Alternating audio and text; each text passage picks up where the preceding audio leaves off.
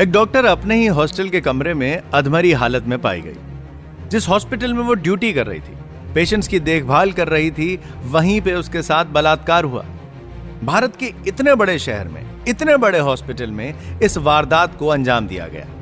Justice की उम्मीद में वो लेडी डॉक्टर लड़ती रही, लेकिन उसके केस का रिजल्ट आने से पहले उसकी मौत हो गई।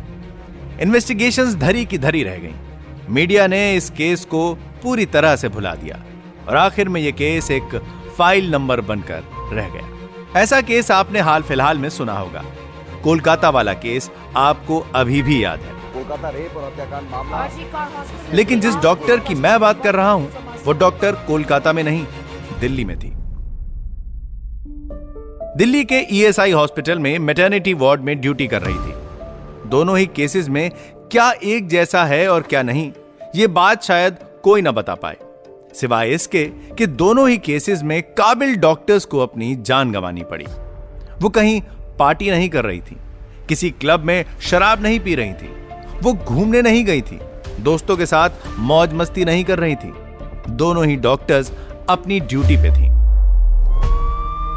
इंडियन मर्डर मिस्ट्री में हम बात कर रहे हैं साल 2007 के उस केस की, जो शायद एक इंडिकेशन था कि समाज में लड़कियां चाहे किसी भी जगह हो, कैसे भी कपड़ों में हो, किसी भी शहर में हो, किसी भी प्रोफेशन में हो, वो सेफ नहीं है। You are listening to Indian Murder Mystery only on Red FM Podcasts. Stream smarter. खून में लिपटी हुई डॉक्टर कविता स्ट्रेचर पे थी। तेजी से उसे ऑपरेशन थिएटर में ले जाया जा रहा था। नर्स स्टैट्स बताओ। Sir, O2 saturation 62, BP 70/40. Pulse अभी भी है, फेंट है लेकिन है। डीफी प्रिपेयर करो। रात को ही तो बात हुई थी, ठीक थी तब। किसने किया ये? Clear clear. यह इंसिडेंट साल 2007 का है। डॉक्टर कविता कुछ साल पहले अपनी बहन के साथ पंजाब से दिल्ली आई थी। वो और उसकी बहन वेस्ट दिल्ली के जनकपुरी इलाके में रहते थे। कविता डॉक्टर बनने की ट्रेनिंग कर रही थी और 2007 में अपनी फाइनल ईयर में वो ज्यादातर हॉस्पिटल के हॉस्टल में ही रहती थी। सिर्फ वीकेंड्स पे और स्पेशल ओकेजन्स पे वो अपनी बहन से मिलने आ जाया करती थी। उस दिन 20 सितंबर थी। रात में करीब 8:30 बजे वो बाकी डॉक्टर्स के साथ मेस में खाना खा रही थी। मैटरनिटी वार्ड की ड्यूटी और थकान से चूर होके उसने अपनी बहन को फोन किया। रात के 10 बज रहे थे तो कविता ने कहा कि वो आज रात हॉस्टल में रुककर कल सुबह घर आएगी। लेकिन अगले दिन डॉक्टर कविता घर नहीं आई। सुबह जब बहन ने फोन लगाया तो कोई जवाब नहीं मिल रहा था। लगातार फोन बज रहा था लेकिन कोई उठा नहीं रहा था। डॉक्टर कविता की बहन ऑटो लेकर उसके हॉस्टल पहुंच गई। कमरे में अंदर गई तो देखा कमरे का दरवाजा खुला हुआ है और कविता बेड पे लेटी हुई है। बहन ने कई आवाजें दी लेकिन वो नहीं उठी। जब उसने आगे बढ़ के कविता को बेड पे पलट के देखा तो वो दंग रह गई। उसकी चीख निकली। डॉक्टर कविता के कमर के नीचे का हिस्सा खून से भरा हुआ था। उसने अंडरगारमेंट्स नहीं पहने हुए थे। छू के देखा तो बदन बिल्कुल ठंडा पड़ चुका था और खून भी लग रहा था कि बह के सूख चुका है। चीख सुनकर आसपास के लोग भागते हुए आए और डॉक्टर कविता को ऑपरेशन थिएटर ले जाया गया। ऑपरेशन थिएटर में डॉक्टर कविता अपनी जिंदगी के लिए लड़ रही थी। उसकी बहन सब जगह फोन मिला के मदद मांग रही थी।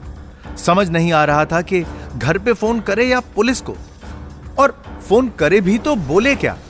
अभी डॉक्टर्स कविता का इलाज कर ही रहे थे कि यह खबर फैलनी शुरू हो गई कि एक डॉक्टर ने ईएसआई हॉस्पिटल के हॉस्टल में सुसाइड करने की कोशिश की है। और कुछ ही देर में हॉस्पिटल के चीफ मेडिकल ऑफिसर ने यह बयान जारी कर दिया कि डॉक्टर कविता ने सुसाइड अटेम्प्ट किया है। पुलिस की इन्वेस्टिगेशंस शुरू हुई। दिल्ली पुलिस के एक ऑफिसर हॉस्पिटल अथॉरिटी से कुछ सवाल करने के लिए पहुंचे। तो आपके स्टाफ के हिसाब से यह सुसाइड है? हमें तो यही लग रहा है। देखिए, ये मेडिकल एग्जामिनेशन के पॉइंट ऑफ व्यू से देखने की बात है। As such we are not saying कि क्या है और क्या नहीं है. We think from medical perspective that this is a suicide. So that is what we have reported. एक मिनट, यह मेडिकल रिपोर्ट की कॉपी है मेरे पास, आपके लिए भी लाया हूँ एक. आप हिंदी समझते हो या इंग्लिश? खैर छोड़ो, आप इंग्लिश में पढ़ लो, मैं उसका हिंदी में अनुवाद कर देता हूँ. ये लो पढ़ो. Scratches over body with bite marks, deep cuts on neck. हाँ, यानी बॉडी पे खरोंच के निशान, दांतों से काटने के निशान और गर्दन पे गहरे जख्म. सुसाइड करने का तरीका थोड़ा यूनिक लग रहा है. आगे पढ़ो. Medical report states abrasion marks all over her body, including private parts. Abrasion होती है डॉक्टर साहब घर्षण. तो मतलब हुआ कि बॉडी पे और प्राइवेट पार्ट पे घर्षण के निशान है. सुसाइड से पहले लोग लेटर लिखते हैं, रोते हैं, लेकिन डॉक्टर कविता काफी वायलेंट सी हो गई. आगे बढ़ो. अरे घबरा क्यों रहे हो? अरे मुझे तो मैं पढ़ता हूँ. 2 ligature marks on neck and injection marks on forearms. यानी गला घोट के मारने के निशान और बाजू पे इंजेक्शन के निशान. एक बात हिंदी और इंग्लिश में साफ कर देता हूं सीएमओ साहब, आप झूठे हो. You are a bloody liar. एक डॉक्टर तुम्हारे यहाँ काम कर रही थी, उसे रेप करके मार डालने की घटना हो जाती है और तू अपनी बचा रहा है, उसे सुसाइड बोल गए. अखबारों और न्यूज चैनल्स पर यह केस सनसनी बन गया. मीडिया में खबर फैल गई कि दिल्ली में एक डॉक्टर के रेप और अटेम्प्टेड मर्डर के केस को सुसाइड बताया जा रहा है. डॉक्टर कविता ट्रीटमेंट के दौरान कोमा में चली गई. उसका स्टेटमेंट इस केस के लिए बहुत इंपॉर्टेंट था. पुलिस ने स्टाफ को राउंड अप करना शुरू किया और उधर डॉक्टर्स उस लड़की के सपोर्ट में प्रोटेस्ट पर बैठ गए. प्रीमेडिटेटेड रेप और अटेम्प्टेड मर्डर का केस बन चुका था. अब बाकी था आरोपियों का पकड़े जाना. इंडियन मर्डर मिस्ट्री के अगले एपिसोड में इस केस के आगे की कहानी आपको सुनाऊंगा. मैं हूं तुषार और अगर आप शो से जुड़ा फीडबैक शेयर करना चाहते हैं तो हमें इंस्टाग्राम पर रेड एफएम पॉडकास्ट पे मैसेज कीजिए या मुझे डीएम कीजिए RJ तुषार रेड एफएम पर. मेल करने के लिए podcast@redfm.in पर हमें मेल भी कर सकते हैं. मिलते हैं अगले एपिसोड में. जय हिंद.